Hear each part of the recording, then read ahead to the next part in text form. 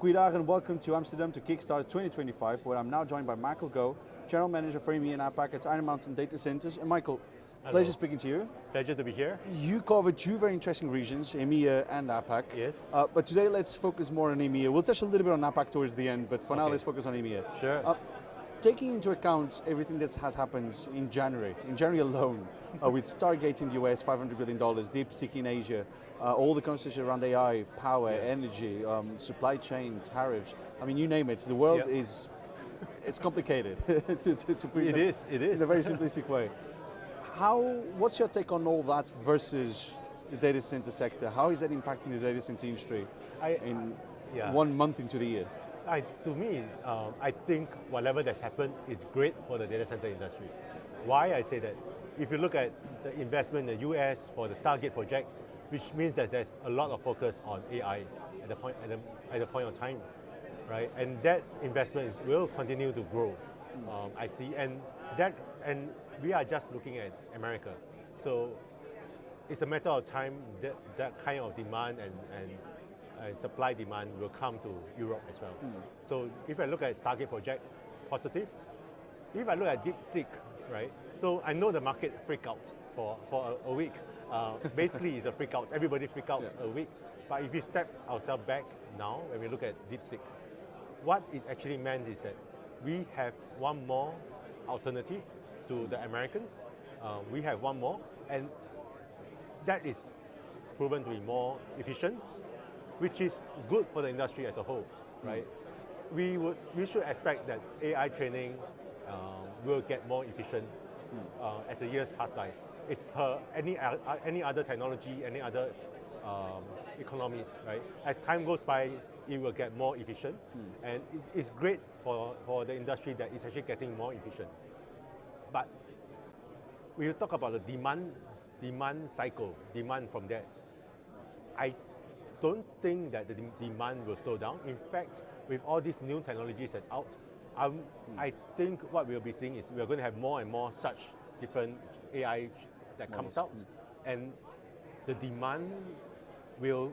I don't see a change of demand dynamics, to be fair, which I know that's what the market is freaking out for. But in the long term, if I look at what's going on, you're going to have more platforms, more similarities to DeepSeek, alternative to that coming out. You're going to get more efficient, and it's only going to benefit the world. And mind you, we are just at the start of the whole AI cycle. It will get a lot more. So demand, I only see a lot of positive for the industry, where the data center industry will still continue to grow at a much faster pace than what we've seen in the past 5 to 10 years. Do you think we're going to see an AI model born in Europe as disruptive as DeepSeek? So an European DeepSeek, for example, because at this point of time, I don't see that happening. If you look at why, I mean, given it's human behavior, when you are given something that you can use, you will not innovate. US are always at the forefront of innovation, so they come out with all these new AI platforms that they use. Why do we see the Chinese coming out with such? It's because they are forced to innovate, right? They are forced not to by the US to say that we have to do it on. We are putting in sanctions on you. We are not going to get the NVIDIA chipsets. You'll be forced to innovate, and it's true. They were forced to innovate. They will come up with something. They will reverse engineer. They will do anything just to get themselves up to speed. I don't see that culture in Europe, to be honest, right? So I still think Europe will be more on consumption, in a good way that we actually consume. You are neutral to consume both kind of platform, not like in America where you are more or less forced to say you are to use the American platforms and not the Chinese platforms. But Europe, we are quite well balanced. Because some of the conversations this morning at Kickstart, and I think including your panel as well, was that Europe was the kickstart of the fourth industrial revolution 100 years ago. The industrial revolution 100 years ago, but now it seems to be lagging behind as a world power. Can we change this? How far can we get into the race with North America, with Asia? from a technology, digital point of view, I mean, I don't see how we can, unless there's companies that innovate and that come out with new technologies that we can use in the region, but I don't really see that happening. But what I see is that Europe plays a complementary role. Europe can lead in a different kind of innovations. Europe can lead in the form of, for example, your sustainability platform programs that is here in Europe. I see that Europe is already a leader at this point in time. We are the gold standard in Europe compared to Asia and US. And I think the world can learn a lot from Europe, from this platform itself, and actually duplicate them in a lot of in the rest of the world. So that area of innovation from energy perspective, Europe is definitely leading that way. And again, why do we see that innovation? It's again, I see you are being forced to do it. Europe is actually forced to do it because of the Russian invasion to Ukraine. The region is forced to innovate on energy, and you see that innovation coming out right now in Europe. Yeah. So that I think will be the main innovation or main things that we see different in Europe compared to the rest of the world. I guess another area that we lead quite well in Europe is regulation. Yeah. I mean, what's your take on this? Is it a blessing in disguise? Is it? Oh. Sorry about that. Yeah. You did the last one? Yeah, no. If you just say like Europe is leading their way, then I'll take it from there. Okay. Yeah. So I feel that Europe is leading the way in terms of innovation from the energy perspective. Okay. Well, I guess where it also really leads, it's in regulation. I mean, we are probably the most regulated continent on the planet. Yeah. Is it a blessing in disguise, or is it too much? Regulation is always required. It's always good to have regulation in a balanced way. I don't see that Europe is over-regulated, to be honest. The way I look at regulation is, you look at your energy, the sustainability and energy perspective. If without regulation, no companies will be forced to do it. So we are moving towards a right angle where Europe is moving, with regulation, is pushing the companies to come up, innovate, and come out with, to meet certain guidelines and requirements. That is a good thing, right? And if you look at around the world in terms of, we talk about other kind of regulation, the US companies are actually pretty well regulated as well, right? You look at, especially the listed companies, they are forced to, they have to tell the truth, the facts based on truth, and by telling not the truth, they get in a lot of trouble. You see that in Chinese, in Asia, and especially China, in a different way. Without that regulation, you will see that a lot of falsehoods. You see that people exaggerate things. You see that the number of megawatts is exaggerated. The cost to build is exaggerated. Either lower and something just to mislead, I can't say it's mislead, but it's regulated so that, I mean, they just want to get more attention in that sense. So, like, I still feel that is important to have that regulation. Like now, what I'm seeing around the world, even in the US, is that people are overstating. They say they're getting hundreds of megawatts of campuses, gigawatts of campuses. How much of that is true? Nobody is really fact-checking, right? So what that does is it creates a lot of confusion in the market. It creates a lot of hype in the market. It's a lot of noise. It's a lot of noise as well. And the regulators now are scared to say, oh, now we have 10 gigawatts of demand, 20 gigawatts of demand. How are we going to do that? Which in reality may not be that much. Or at least for a long term. Yeah, correct. And with that, you create a less of a FOMO, the fear of missing out, right? Where everybody now starts to bump in and starts to go in and inflate the figures. Just make the matters worse. Yeah. And it's a cycle that I think we all need to solve. Interesting. You mentioned gigawatt campuses. I was going to ask something about deal dynamics, but on gigawatt campuses first. Do you think Europe is going to have several 1, 2, 3 gigawatt campuses, or are we going to be focusing more on less than 1,000 megawatts, so 100, 200 megawatts kind of builds? For the short term, I think we are looking at hundreds of megawatts. The smaller campuses.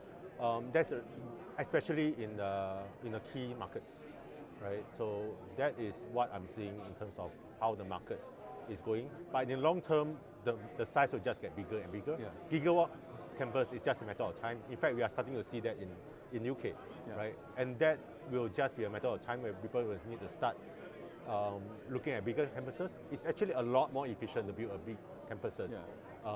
So I wouldn't be surprised if we see more of those gigawatt campuses coming out by a lot of players right now. So yeah, it's just a matter of time. Yeah. And I guess, Michael, so the other thing with all this is that this is all going to cost a lot of money. I think, the PTC, the figure that was kind of going around was $5-6 trillion US dollars to build this whole thing over the next 5 years alone. So this is going to be way, way bigger than that. If we're going to need 1,000 times plus, then the figures are just mind-blowing. But how it is in terms of access to capital? Like when you go out to markets, for example, to build these things, to finance it, to pay for it, how do you see the state of the market from a finance investment perspective? Where are the deal dynamics? We can talk about valuations after, but in terms of just getting the cash, like what's the conversation? And sorry to interrupt, but like we've seen with DeepSeek, for example, all the big guys had to come out to justify their investments. Because why do you need to invest 80 billion when they can do it for a few million? So how has that all changed? And so I can only come from the angle as a data center operator and where people that are buying co-location, right? So from the angle, financing, maybe put it this way, how things have been done is typically we get the land, we get the power permit. Most operators will actually will not start building unless they have a customer contract, right? So if you come from the angle, the moment you have customer contracts and you start building, from a financing angle, it's easy. You already secured a customer and with that you can get financing pretty easily to finance a project on the data centers. From that angle, even if you talk about gigawatt campuses, you talk about it in a staggered manner. And investors and fund and capital is always available the moment you have a customers, especially when you have a good end customers there. So that I don't see that as a challenge from a capital perspective. But in the end, if you talk about the whole dynamics, things will sort out by itself. There will be some people that get burned. There are some people that get burned. There are some people that will come out of it as a windfall. It's nature. It's natural economics. So I think there will be some correction here and there, and there'll be winners and losers. So capital is always available especially when financial models and business models make sense. There will be always businesses, right? Financial available, especially when there's a demand. AI is not going to run away. In fact, we are probably going to live with AI for the rest of our life, and our children as well. Well, there's that figure that goes around that says there's $100 trillion out there to be invested in the world, not just in data centers, across the entire spectrum of every industry. It's just how should it be allocated into the different things? So there's a lot of capital in the world. There's a lot of money. A lot of capital. It's just getting to in the end, capital will come where there's a demand and when it makes business sense. Right? So the market will sort this out. I'm pretty sure. So talking about sorting the market out, you are trying to sort the market out with some expansions. I mean, your portfolio right now is about 5 million square feet. You've got 25 locations across North America, Europe, and Asia Pacific, and it's around 900 to 1,000 megawatts of power. We built and in terms of potential build, yes, possible.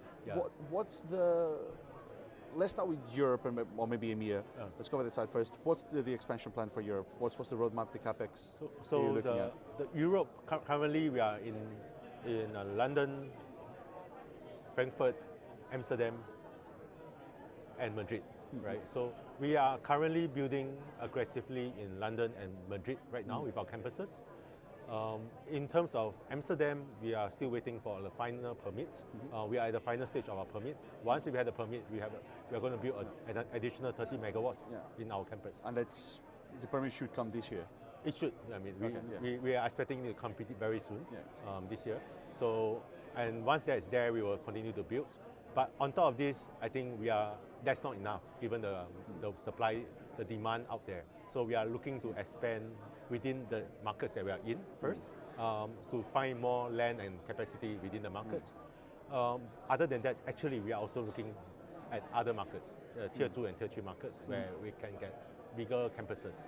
So we are also looking at hundreds of megawatts of campuses out there to invest in. So multi-billion dollars coming into Europe. It will be. Yeah. I mean, we are a data center company. We are operator. As a data center department, I mean, our bread and butter is providing space and power for our customers. If I gave you $10 billion right now, where would you go in Europe? Where would I go in Europe? Yeah. It's a very tricky question. And this question used to be $1 billion. It used to be 500 billion, then $1 billion. Now it's 10 billion. It's not. So you can build a it's gigawatt. not a matter of money. Yeah. Right. I'm not so concerned about money. It's about finding a right location, right piece of land with power, with a good line of sight to power. That is actually the more interesting and more difficult thing to do. To me, whether it's, you can put a number of 10 billion, you can put 50 billion, it does not really matter. It's about finding a land, getting a good location which we feel good about, which we feel that there will be customer demand, and that's where I will go for, right? So I can't really answer exactly where we go. I will look at all the markets are interesting to me, and especially the tier 1 existing cloud markets are all still very interesting to us. Yeah. Okay. When you come back to Amsterdam next year, hopefully with the permits and the data center already broken ground, but when you come back to Amsterdam for Kickstart 2026 next year, what's the one thing you will have to have accomplished? I would hope to have secure more land and secure power for our expansion in Europe. Get the goods to be able to build those. I mean, we are in constant. I mean, our supply has been diminished over the years, and then we need to top up that supply. Yeah. So that's a big focus of the team right now, is to top up the supply. Okay, interesting. And then, Michael, last question, and I promise I'll release you after this. What does a conference like Kickstart do for you? What does it mean? Why do you come to it? Yeah. So there are a couple of conferences I only go for. Kickstart is one of those big conferences in Europe where you get to meet all the senior executives. It's a place where a lot of people congregate together as one, and it's probably the most efficient use of your time. One day here, where in one day I probably have like 5 to 10 meetings, meeting different executives, which it takes me 1 month to do that over the year.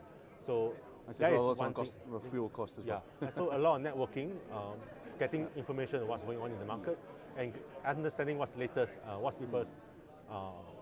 the latest trends and what's going on in the market as well. No, totally get it. Well, Michael Goh, General Manager for EMEA APAC at Iron Mountain Data Centers, thank you so much for talking to me. Yeah, thank you.